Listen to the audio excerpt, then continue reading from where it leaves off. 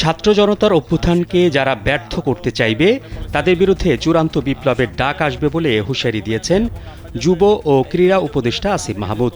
মাওলানা ভাসানী বিজ্ঞান ও প্রযুক্তি বিশ্ববিদ্যালয় দরবার হলে মাওলানা ভাসানী ও নতুন বাংলাদেশ আলোচনায় এ মন্তব্য করেন তিনি। পরে নিজের ভেরিফাইড পেজে সেই বক্তব্যের একটি ফটোকার্ড শেয়ার করেন আসিফ মাহমুদ। যুব উপদেষ্টা ওই পোস্টে লিখেছেন, আমরা ৫ আগস্ট সশস্ত্র বিপ্লবের ডাক দিতে প্রস্তুত ছিলাম।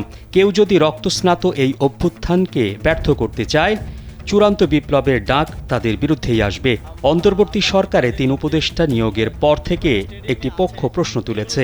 এছাড়া তথ্য সম্প্রচার উপদেষ্টা নাহিদ ইসলামের একটি সুপারিশপত্র সামাজিক যোগাযোগ মাধ্যম ফেসবুকে ভাইরাল হয়েছে, যার ব্যাখ্যাও দিয়েছেন নাহিদ। এদিকে জগন্নাথ বিশ্ববিদ্যালয়ের আন্দোলনকারী শিক্ষার্থীদের একটি স্লোগান ভিন্নভাবে প্রচার করেছে একটি পক্ষ।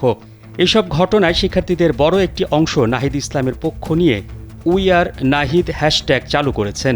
ধারণা করা হচ্ছে অন্তর্বর্তী সরকার এবং অভ্যুত্থানের সঙ্গে সংশ্লিষ্টদের বিষয়ে যারা বিভিন্নভাবে প্রশ্ন তুলে অভ্যুত্থান ব্যর্থ করার প্রচেষ্টা চালাচ্ছেন তাদের বিরুদ্ধে চূড়ান্ত বিপ্লবের ডাক দেওয়ার কথা জানালেন আসিফ মাহমুদ।